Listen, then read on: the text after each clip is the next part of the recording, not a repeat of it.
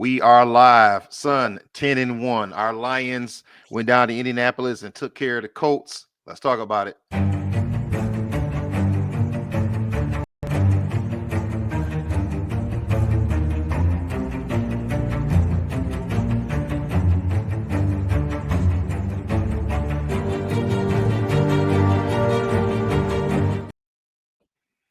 All right, son. We will get right into it. 24-6. Our Lions not only win, but they hold the Colts to 6 points. The Lions are playing so good that they have commentators saying that it wasn't pretty, but the Lions got it done, and the Lions won 24-6. Yeah. That's how good the Lions are actually playing right now.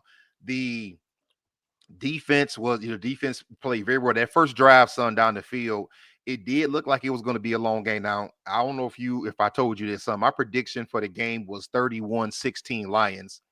Got kind of close. One more touchdown, the Lions would have had 31, and the Colts came up 10 points short. What I thought was going to happen, son, was that Anthony Richardson would have a better game than he did and give the Lions problems. To be real with you, on that first drive down the field, it looked like it was going to be a long game. It was, I want to say, Anthony Richardson threw the ball one time, and the rest of it was just designed runs for him and Jonathan Taylor.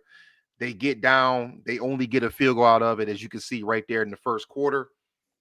And then after that, it was pretty much all Lions. Oh, okay. Sorry. Aaron Glenn adjusted, and the Lions did well the rest of the game. What did you think about that first drive? Or before we get into, we'll start with we'll start with the offense first. Just the first drive. Yeah. I'll be honest, I did not see the first drive of the game, so Okay. that must have been where he got all those rushing yards from. He did. He got a lot. He got like 36 or 37 from just that first drive. But what I can assume that happened was they probably had those design runs, like you said, and I'm sure Aaron Glenn adjusted to it. But to be honest, this should have been a closer game than it was. I don't think the Lions actually played that good, but they got it done. Anthony Richardson just shot himself in the foot so many times that actually made me feel bad for him. I was like, dude, how many times are you going to mess up? But yeah, I still think it would have been like 24. It should have been like 24-14, I think, but still, it's fine. Yeah. He's very inaccurate. I text you during the game. I think you were doing homework or something, and he's very inaccurate, son. To be honest, there were times that we're gonna get to that, but there was times he overthrew receivers, and we're gonna get to why those receivers were wide open. Let's just go down the line and look at let's start with the Lions offense. Jared Goff, in my opinion, had another solid game. Yes, he was sacked 3 times, but he went 6 for 36 for 269 yards. No touchdowns, but no interceptions. Any thoughts on JG? Yeah, no, I thought it was a pretty good game from him. He gave us exactly what we expected. Especially in games like this, I guess, when you're not putting up points, at least in the quarterback position, the best thing you can do, obviously, is make sure the ball is in the right position. He didn't get taken down too many times, so that's nice. And yeah, I thought he just took care of the football, and that's what we need him to do. So True. He really did. He really only had one bad throw. He overthrew um Sam Laporta on a play where Sam Laporta was wide open, and one of the announcers even said, like, yeah, that's not something that we're used to seeing, Jared Goff do. He's usually pretty accurate, but that was really his only bad throw of the game. Other than that, he was pretty spot on. Let's move on to to our running backs. Another game over 100 yards. 90 came from Gibbs with 2 touchdowns, 37 from Montgomery with a touchdown. And the offensive line was absolutely moving the Colts D line. What was your thoughts on the run game, offensive line and running backs? yeah, I thought the running game was really good. I actually thought David Montgomery had more yards than what he did, but I know he went out in the first half, right? It was the second half. Uh, Second half when he went out. Yes, he did. okay. Okay, well, I guess never mind then. Okay, no, never mind. I don't know. I just felt like David Montgomery should have got, I guess, well, I mean, he got hurt though. I guess I was going to say, I feel like he should have got more carries. He must have got hurt really early in the second half then. Had 8 carries. Yes. Because normally it seems like, I don't know, explain what I'm trying to say. But basically the point is when they split their carries more, they do better. Like I just thought they did all right. So yeah. I mean, he did 21 carries for 90 yards. That's just okay to me. But I guess it was about 4 yards a carry.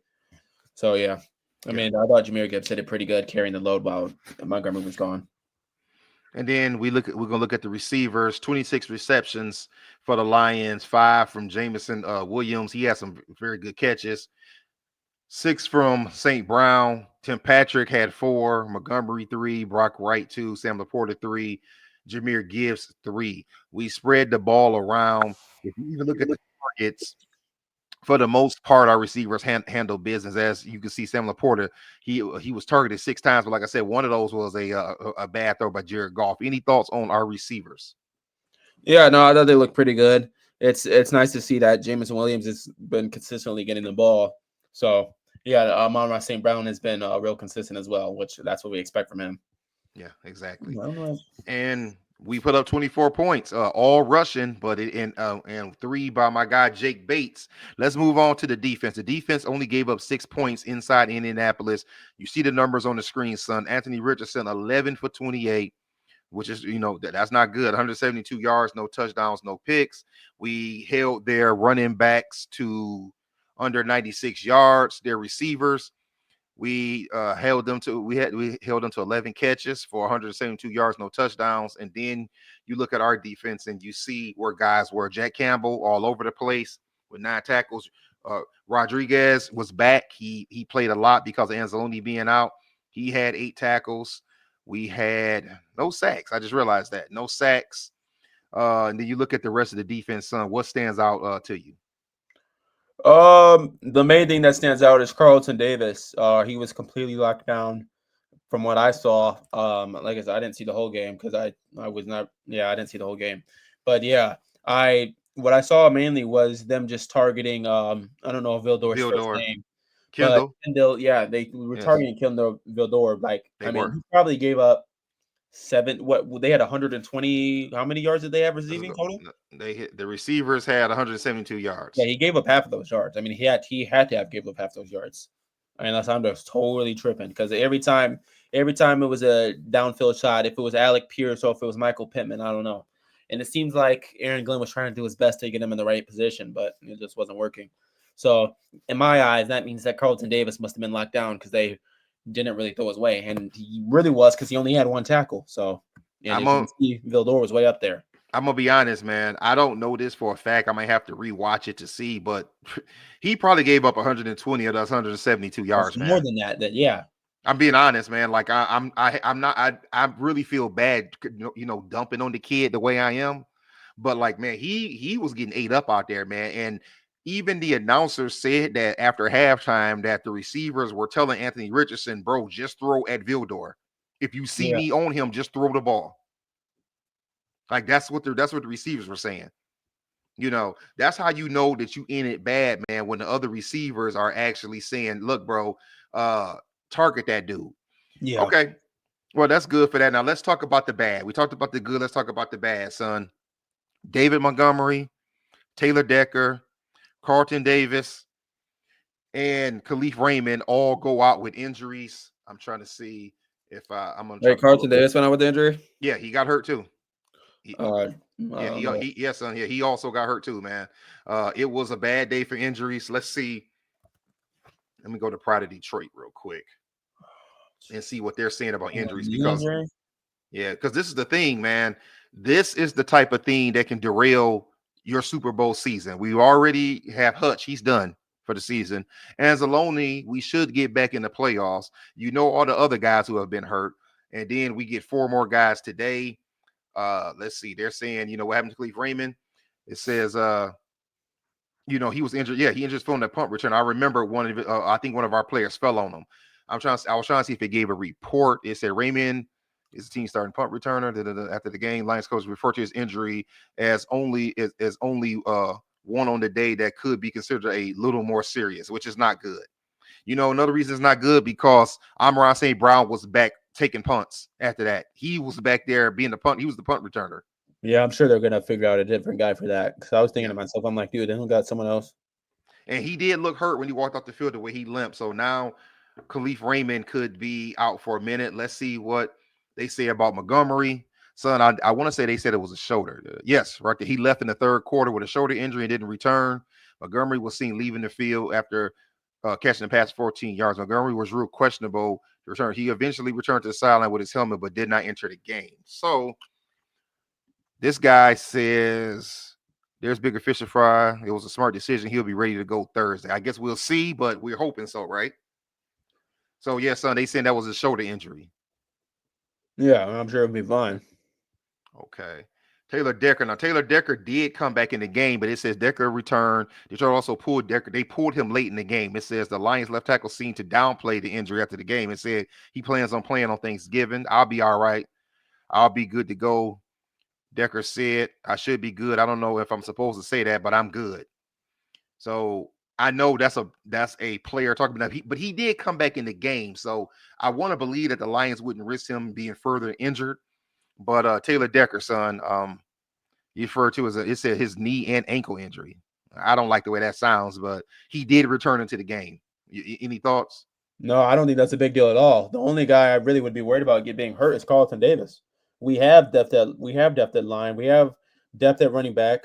Mm-hmm. We have depth for no offense to Cleve Raymond, but we have depth for that. We don't have depth at corner. But luckily Emmanuel Mosley would be back though. Yeah, I think they said he was activated for this game or could have been activated.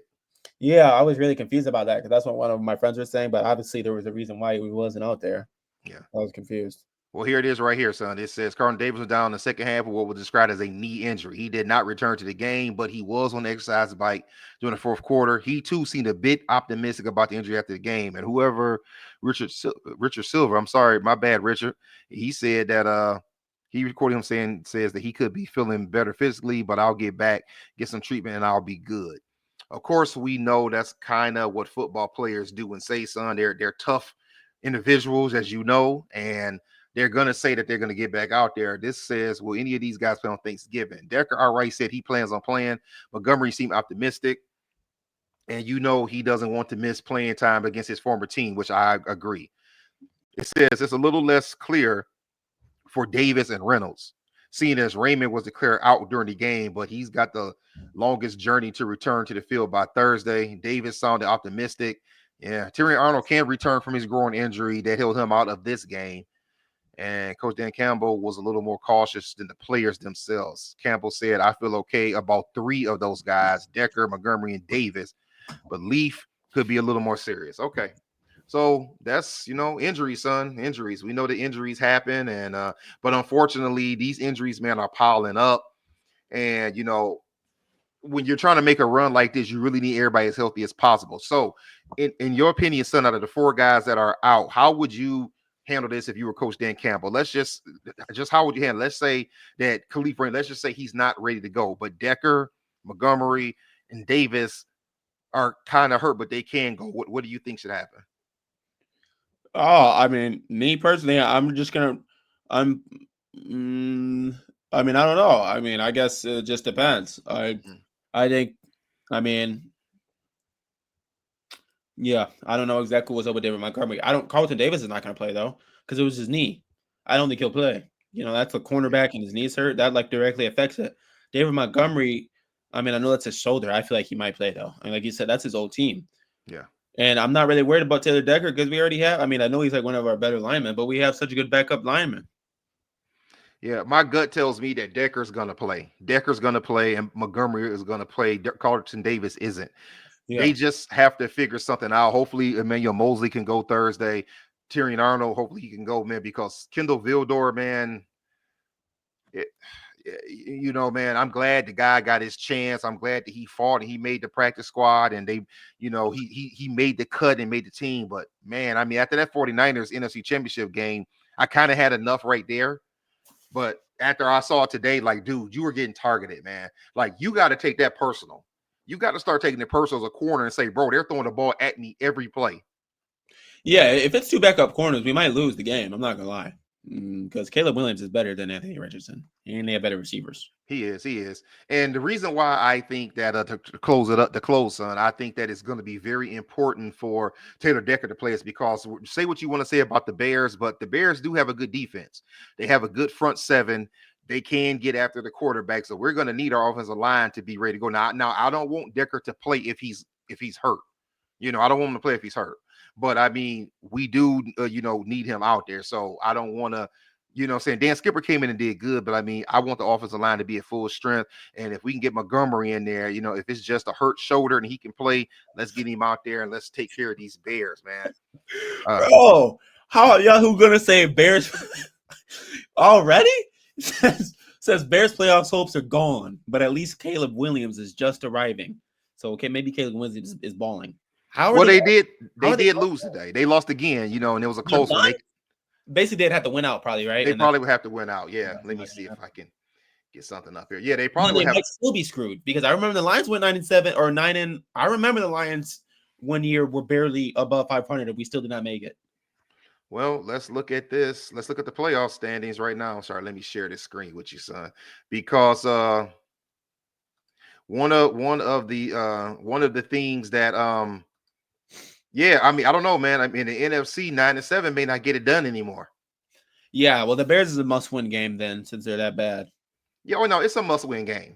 That's why I'm optimistic about. Now, granted, right now, who's playing right now, son? The Eagles and the Rams, right? Yes. Yeah, so that's what I'm saying. That feels crazy. The Rams are beating them. So yeah, we have the we have the Eagles and the Rams right now, and then we have the Harbaugh tomorrow, Ravens against Chargers. So let's look at the playoffs standing. So right now with 6 games to go, yeah, man, the Bears are 4-7, man. I mean, it's gonna be it would be hard because if you look at the screen, son, the Lions would win the North, the Eagles would win the East, the Seahawks would win the West, and the Falcons would win the South. That means the 3 wildcard teams as of right now would be the Vikings, Packers, and Commanders. And right on the outside looking in would be the Cardinals and the Rams, who are, as you said, are leading the Eagles right now. But see, you see where the Bears are 4-7? They would, and look, the Commanders are 7-5. That means they're 3 games behind, man. Like that's a lot of games to make up. Ooh. Yeah. Oh, well, okay. I guess we'll talk about that after. I guess that would not be any better for us, actually, though. So if the Eagles lose, yeah, we need the Eagles to lose because they right there at 8-2, man. They right there behind us. Right there behind us. I'm just curious. I'm looking at the AFC real quick. I want to see how they looking. Okay, don't this off subject. It says the Lions Bill games is not going to be on. They're saying they're going to move it all the way to Monday now. Which could happen if the Bills keep winning. The Bills are like what, the 3rd best team in the league? Yeah. Let's look. Yeah, I mean, let's look at these records. I mean, the Bills are they're 9-2. I mean, there's quite. Let's go. Let's do it like this.